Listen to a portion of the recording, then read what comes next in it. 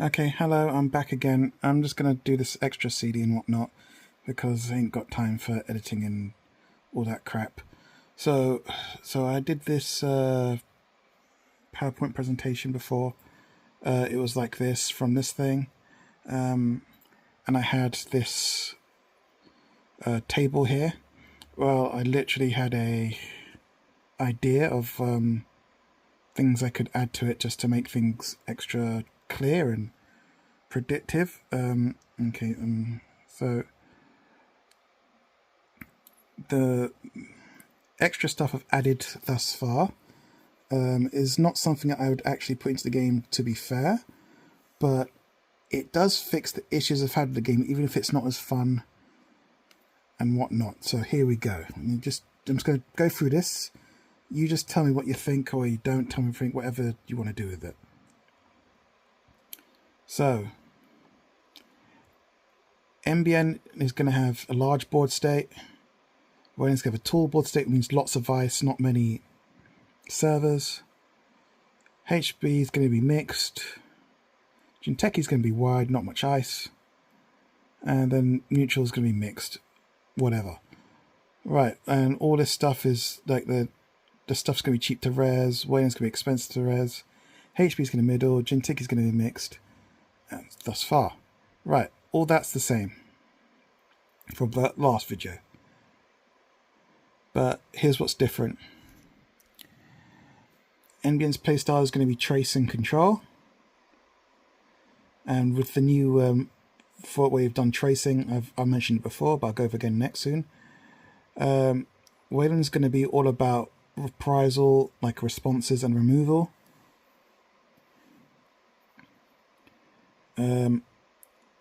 HB is going to be about denying stuff, like denying extra accesses, or like making it so you can't perform an action without some kind of extra payment.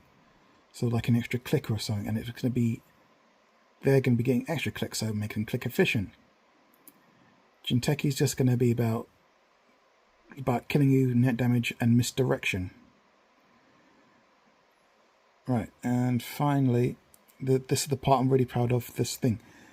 I think that each faction needs a real weakness, because right now it's not so much that each faction can do everything. It's just that, like the mistake where Wayland needs tags to kill, it's like Wayland shouldn't need tags to kill. Maybe it can use tags to kill, but it shouldn't really need tags to kill. Anyway, so here we go. HB to do its stuff, to use its key cards, and I'll go over key cards as well. To use its most powerful cards, like Criminal had a count siphoned, the MBN must spend cards, must spend tags, sorry, and then for when to use its most powerful cards, the action must end the turn. So let's imagine that you wanted to play that one that had 4 meat damage and you only had tags. You'd have to end the turn, but I'm not going to use that card. So when HB wants to do stuff, it must pay extra clicks. So like it must use 3 clicks or something like that. And then Jinteki must bait the runner. So Neural EMP would be out because that's an attack. It doesn't bait the runner. But stuff like shock or snare, yeah, great. And neutral cards must have no real strength. Right.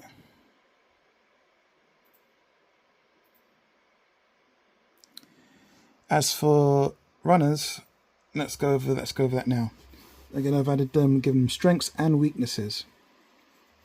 Because again, I think weaknesses are what's really missing from Netrunner, because there's no real clear weakness really, besides just not having those cards. And not having those cards is not really a weakness. The cards you have must actively fight against those other things. Anyway, I'll explain that as well. So Shaper, really strong with programs. Events, I'm not going to touch events, they're going to be fine. but they're going to have really weak hardware. Now, what does this mean? Before, Shaper could do big rig. Now, that's fine and all because it really slowed down Shaper, but I don't think that's enough. I think Shaper should have all the great breakers and everything, all the right breakers, but it should be really difficult for it to get memory. Building that rig should be tricky in Shaper, or the rig should fall apart. You know, so like if you get a tag, you're going to lose some of your rig. You get a net damage, you're going to lose some. You get meat damage, you're going to lose some of that rig, and it's going to affect your programs. But as long as you can keep your rig going, your rig is powerful. Now, that weakness is important because it gives the corporation something to attack. Go to Criminal. Criminals can have great events like Account Siphon. Hardware is going to be okay. It's going to get the job done. It's not going to be nothing too fancy. But its program's going to be absolute dog crap. Its breakers should be really inefficient, like it is now currently. And the program shouldn't really get you through too much, maybe in the early game, but in the late game it should be absolute shit. You get locked out. Criminals should be eventually getting locked out. Shapers should eventually build up to be able to break everything, but if they make a mistake, they're dead. You know, and then Anarch is going to have all the best hardware. So so maybe stuff like the virus when it eats the ice, that should be in a hardware format, and it should be able to eat through the ice with some kind of cost. But it's really powerful hardware, and you should like resist brain damage. It should resist stuff. Programs are going to be okay, but its events are going to cost them heavily. Like to gain credits, you should have to sacrifice brain damage. You'd have to sacrifice cards. It's going to be really horrible to play these events. But the idea being that Anarch's not going to have a lot of memory. Oh, I've got to show you this as well. Anarch's not going to have a lot of memory to start with. So maybe Anarch starts with like 2 MU. So they're going to need to build up hardware to use the programs. Yeah, so I can't wait to show you this because it's really good. But the point is that strengths and weaknesses. Things need strengths and weaknesses. Right, here's a few key cards. Psychographics from MBN. I've completely changed that now. There's a new card called like a reporter.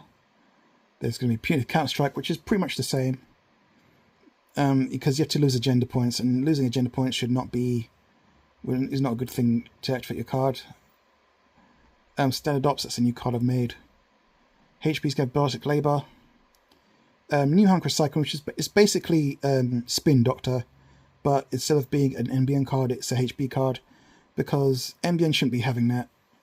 I know that they've typically had good card draw and whatnot, but NBN should be the efficient one. NBN shouldn't have that much control. It's got to have control, but shouldn't have that much control over recursion and whatnot. HB, fine. Load testing. That's the one where you spend a click to lose a click. I'm gonna actually be like spend 2 clicks to make the run. I lose 1 click. There's a reason why for that. Jinteki is gonna have snare and shock. Those are key cards. And like neutrals like Ice Fund and agendas and whatnot. But that's relevant. But the key point is that these cards, if I go back to these things, you're going to notice that most of these cards are going to follow the thing of needing to spend tags in NBN, ending the turn in Wayland, needing extra clicks in HB, or it must bait the runner in Jinteki, because it must stick with that format. Because if it doesn't, then you're going to get cards that are going to cause problems. Because I watched this thing by Metropole Grid, and most of these cards would be fixed if it had this deal. Anyway, I mentioned Trace. Mentioned needing to split the bits. So you can only spend this for Trace. So right now these are all for the runner. And I'm going to call this state off edge. You're off the edge. You're not over the edge. You're not over the edge. Think Cyberpunk. Like you're over the edge. if the corporation has this to trace you with, you're going to be on edge. So remember, only these credits can be used for traces. So here's the on edge state. Well, okay, you'd be basically being on edge would mean you've got more credits for the corporation to spend than the runner does, and that means you can get hit with traces. So this is a very dangerous place to be. Let's look at some key cards. Right, this one is for HB. I called it Homunculus. I was trying to rename everything. Couldn't be asked to change it back. I'll go over it. So this is going to be a HB card, basically. If you access a meat server, you've got to go through a trace one. If the corporation wins the trace, the winner gets one brain. There's a trace 0 again for a brain, and a tag, and then there's a lose one click or trash one card, which is unpreventable. So again, you'd only have that if you just do a meat run, and a meat run is just so you can expose a card. I really need to put this into some form of gameplay video. I'm going to try and do that eventually, but that's going to take me ages to animate and make things clear. But the point is that HB is more efficient, and that's the important part. And here's what the card does. Here's why it's more efficient. If the runner loses a click for the rest of the turn, Ice has +1 strength. So think about that. Each time the runner loses a click for the rest of the turn, the Ice has +1 strength. So that's what HB's strengths are. They're trying to make the runner lose clicks. So if you're breaking the hyperboroid ice by spending clicks, the strength goes up, but you're not caring about that. So there's always a way to play around it. So if the ice is too strong for you to get through, you can spend a click, but it makes it even more difficult to get through without spending clicks. Now, if the runner, here's the weakness of HB. If the runner is off edge at the start of the turn, they must run central before remote. So this is an early game. This is early game. HB is all about the early game. So at the beginning of the game, the runner is off edge. So traces are not going to work. But HB is great in this format. So the runner would have to run the central before they can run a remote. This is just another form of click loss, making HB more efficient. HB is all about efficiency. That's its strength. But its weakness comes in the late game. So HB does not do much tracing, except when you're doing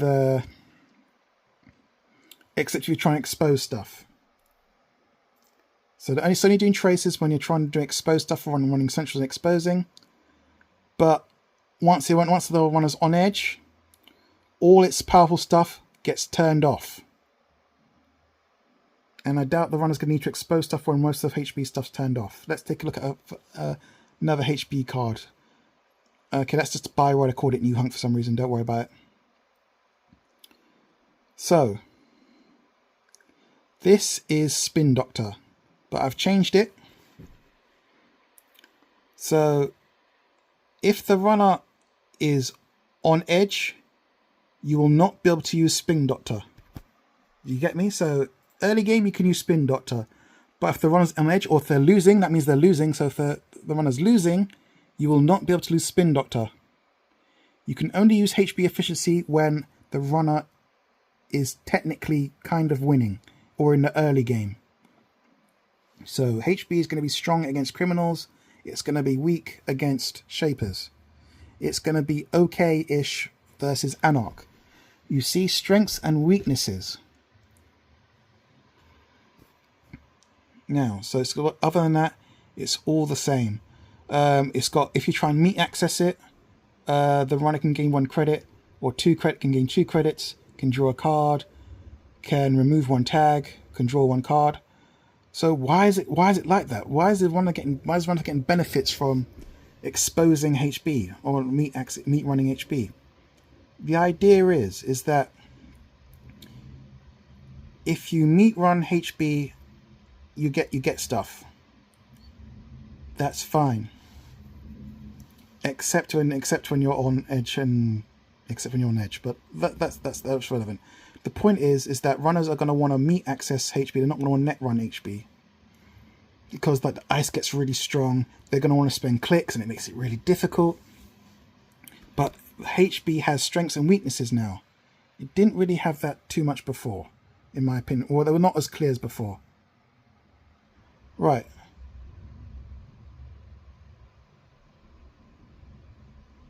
So here's Baltic Labour.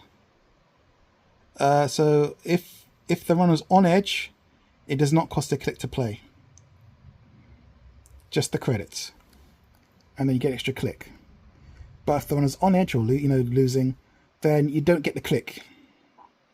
You've just wasted the credits. If exposed, the runner can lose a click. If meat accessed, the runner has to win a trace to gain 1 click. Now, why is that?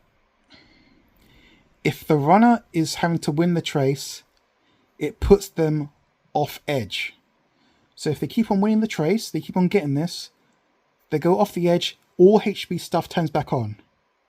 If they let this go, if they stay off the edge, they keep this card off edge. So the runner has interaction with the card without having to like trash it or nothing like that. That's the idea anyway. So the runner can play around with their edge to play around this card. But if they want to get all the goodies at the bottom here in the meat run, they've got to spend that. They've got to take themselves off the edge, make it go back to the early game. So again, there's a way to stay off edge in HB if they want to, or if they can go on edge, they can go on edge. So that's just like a way for HB just to keep the runner off or on the edge. There's control around it. Okay, so I'm going the wrong way, aren't I? Wrong way. There we go. Right. Next corporation. This one's Jinteki.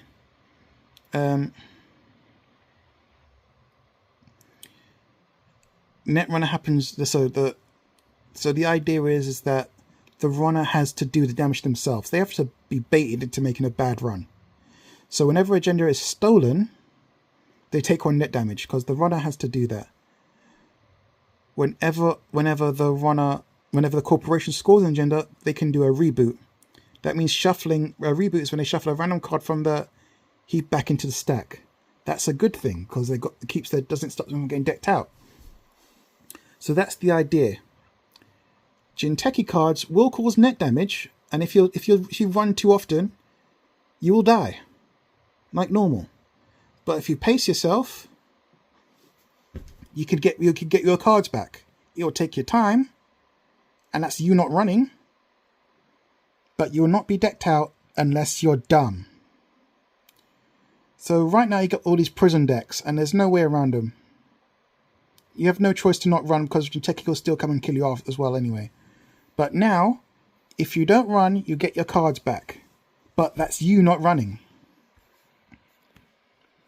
And so if you meet access Jinteki Central servers, you get a net damage, trace 2 for a net damage, and then a trace 1 for a net damage. So it's possible to do a lot of net damage. But again, the runner has to be baited into that.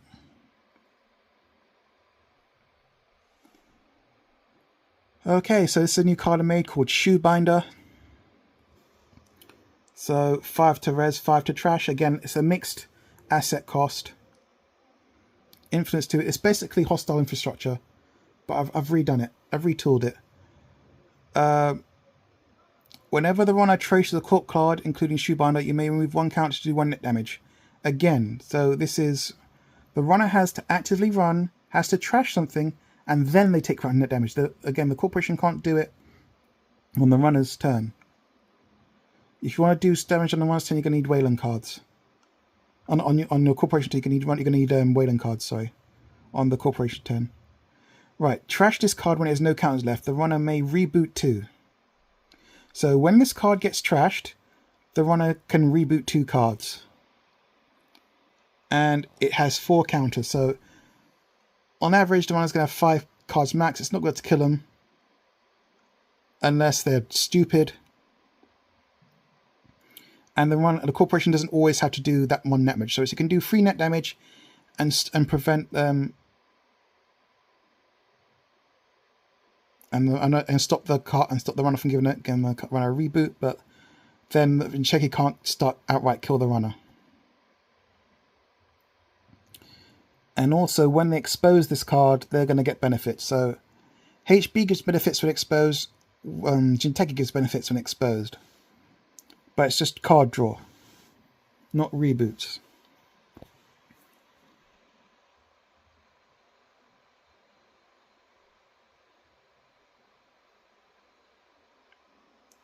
Now shock is going to be, this is shock, it's going to be the same. When you expose it, you get benefits. Do 1 damage, reboot 1 card. Again, so it's not decking the runner, it's doing a net damage. So it just seems more fair. I really think Jinteki needs to start rebooting cards. HB needs to start spending extra clicks to use their cards. These are weaknesses that can be built into the game right now and balance out some of these cards. Right, so this is an MBN. This is MBN.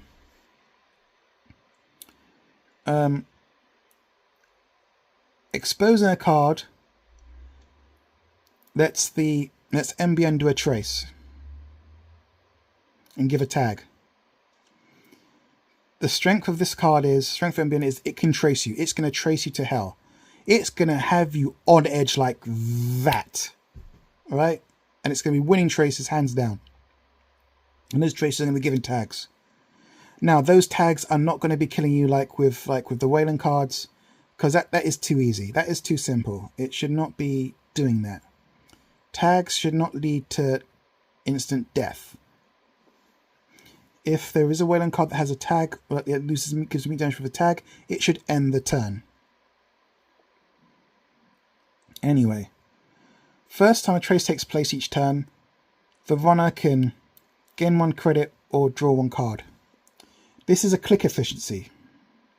Effectively, the first time each turn you get traced, the runner's getting a free click. They can't do anything special with that click as far as get a free credit or a card, but that is going to be the weakness of this card. It needs a weakness. It needs to be mellowed out somehow. So yeah, you're tracing a runner, but they're getting clicks and credits and stuff for free. So even if you do like take on their money or whatnot, they're still getting stuff back. As for the meek success, it just gives them a tag and make him lose a credit. But special ability of this card really is that this card has a +1 signature or that trace thing. So remember when I said remember when I said that they've only got 5 here? Well, this card's going to have an extra special 6th one. That's what this card does. It just has a 6th trace thing, and you know that's a renewable one. That's a renewable one. So each turn it's going to always have +1, and that's pretty sick. It's pretty powerful. But like I said, for the cost is that the runner's getting extra clicks. I don't know how powerful that is. I'm hoping it's not too powerful. Hopefully giving the runner clicks and credits balances it out. Right. Investigator. This is the reporter card. So the idea is that you have to meet on it to access it. When the runner gains a tag, they place 1 credit on this card. It has a maximum of 5 credits. I think another thing that cards need is maximums. Right. So let's just say it has 5 credits on it. You've given them 5 tags. The corp may remove up to 2 tags to trash and take those credits. Big whoop gets you 5 credits. Nothing too amazing there. If the runner has a priors trait, so if you look on runners' identities, they'll have traits like street kid, natural, all that stuff. This one is prior. So if they've got prior stuff with Netwatch or whatever police station, if they've got prior criminal convictions, the corporation may remove 2 tags, trash this, expose a runner card in the grip for each credit. So if they've got 5 credits, they expose 5 cards, then trash 1 of the exposed cards. So it's kind of like a net damage, but again, it's only when exposed. It's only when the card's exposed, and it can expose 1. So if they've got 2 credits, they expose 2 cards and trash 1 of those cards. It's just going to be. It's not going to cause any death, because if the runner's got no cards, they can't expose nothing. It's not going to kill as a kill. It's just going to limit and control the runner. Like I said, the thing, limit and control the runner. Now, this card gives an extra signature as well, so an extra trace control. So that the corporation's going to have 2 trace control. It's going to be winning traces like hell. But so far, these traces are not going to kill. But it does put the corporation in control. So, and if the one exposes this card, there's a chance that it can end the run, which is really, really powerful. So you expose this card, the corporation can just end the run. Well, NBN can end the run, can say, no, stop, don't look into this. That's the idea. So it's weak. So most of this is going to be weak to net runs. And it's going to be strong against meat runs. And it's going to be tracing you. Now, why is it going to want to be tracing you? What's it going to do? Psychographics. I redesigned it. So, first of all, it can only play as the first click. Trace. You're going to name it a runner trait. Remember, like natural, soldier. There's whatever small things on the card. Now, here's how tags are going to work from now on. Anytime you get a tag, you have to put it on a trait. That's how it works. So runners are going to have like a maximum of like around 4 or 5 traits, so they can take a maximum of 4 or 5 tags. Everything's going to have a maximum. There's going to be a maximum amount of meat damage you can give, maximum amount of clicks you can get in one turn, maximum amount of clicks you can lose in one turn. There's got to be balance. Things need maximums. Again, I'm going to put this all into an animation video, but I'm just doing this just to get this out. Now, if all the traits are covered, then the runner becomes an NPC or a non-player character. They become so predictable that they can see that NBN can predict their future. Now, when that happens, it's going to be a trace 0. Do you know how hard it is going to be to win a trace 0? And not only do you have to win a trace 0, the runner has to be tagged to hell. So this key card is not going to be splashed out. So even if they splashed us out in Wayland, are they going to be able to win a trace 0? Possibly. Very difficult to do unless the runner's completely on edge. And even if they do win, are they going to be tagged to hell that they're going to predict the runner's every single move? Well, so basically, if the runner becomes an NPC, then you can either take one agenda from the runner scorer and put it in archives, or score this card as an agenda worth 2 points, and then you remove all tags. Remember what I said about where NBN key cards needing to spend tags? Well, this is it. So you're not going to be able to combo this out too often. It's just going to be this is going to be a big key card thing. You tag them to hell, you get them tagged, trace them to hell, boom, play this card, 2 points. Or you make him lose an agenda. So Wayland is, so MBN is all about control. All about the control. If they expose this card, runner gets 2 credits. Nothing big.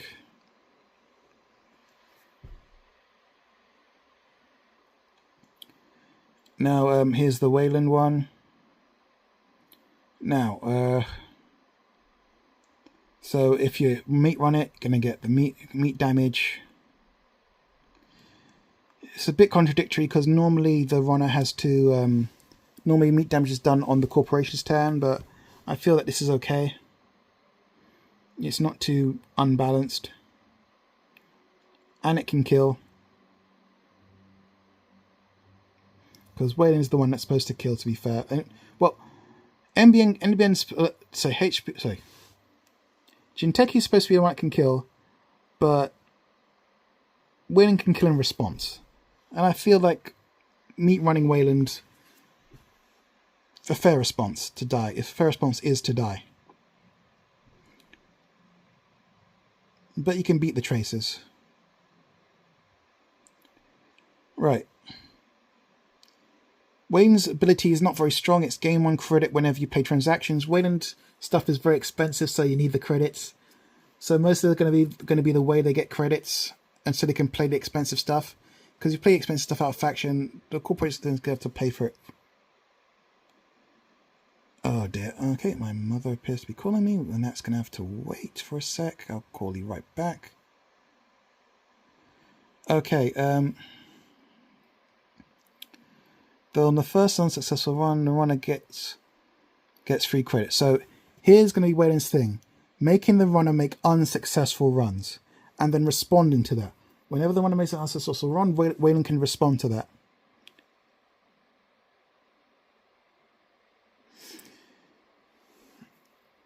So what this ability does is it baits the runner into making unsuccessful runs. Because the runner's going to be like, ooh, I get 3 credits. Unsuccessful run.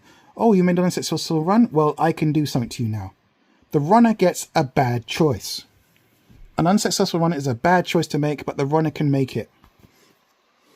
And Wayland's going to be all about these bad choice cards. Oops. So, Elizabeth Mills, I've redone it. The first time meat damage is done this turn, the runner must trash an sword card or pay 3 a fable. So you really don't want to take that meat damage.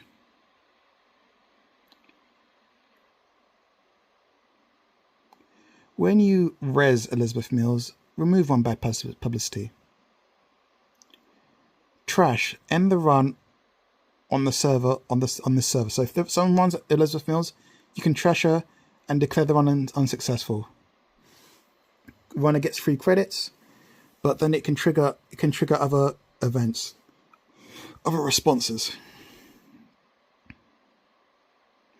And also the corporation gets 1 bad pub. But yeah, so the point is you want to do meat damage, you want to cause the runner to trash the stuff, spot removal. That's the idea.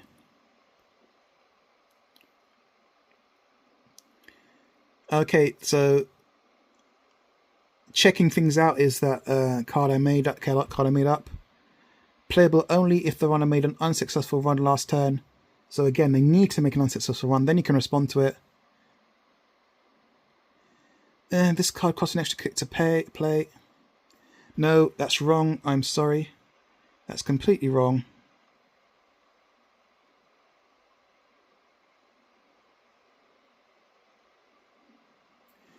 This card ends the corp turn. There we go. Sorry about that. I copied and pasted it from a HB card. So this card should end the corp's turn. Like I said, that's Wayland's weakness, but it doesn't matter because the more times it takes this action, the more stuff it builds up. Because, like I said, every time you're doing meat damage and you've got Elizabeth Mills res, you're trashing their cards. Other cards like other cards will increase the meat damage done every time meat damage is done. So like I said, this choice becomes more and more horrible the more it happens.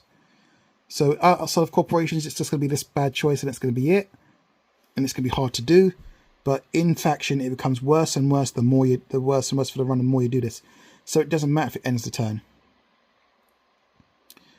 Right, the runner encounters either this situation, or the runner can bribe that pay 5 to the corporation to encounter this lesser situation. The first situation makes the runner lose up to 2 MU. But it gives them back 2 credits, but it also does 2 meat damage. So the runner's been forced to trash stuff, possibly if they got programs, and they're taking meat damage. But they can bribe the runner. They can bribe the corporation to just take 1 meat damage, and avoid having the stuff trashed. Removed from the game. It can be trashed if exposed. So again, you're going to want to expose stuff. You're going to want to risk the meat damage to trash these cards. But if they trash it, it can be recycled and reused again. But if it's played, it's removed from the game. The corporation can't keep doing it.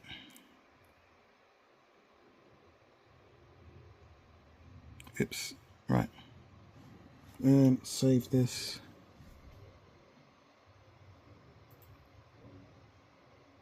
Oh, that's it. Yeah, that's all the cards anyway. Sorry for blathering on so much. I got too into it.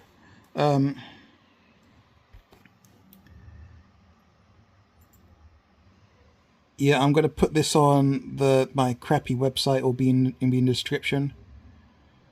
But let's have a look at some. Let's have a look at some of the things I talked about. So this is the Anarch. See, it's got characteristics, as I mentioned. So it's a cyborg. It's got genes, family, media. So each tag are gone this. So this could have a maximum of 5 tags. And when these are gone, it becomes NPC'd. Or if it's only got 1 left, you can still play that card. So you can basically make it NPC'd. You can still remove 1 tag and it can still be hit by the psychographics.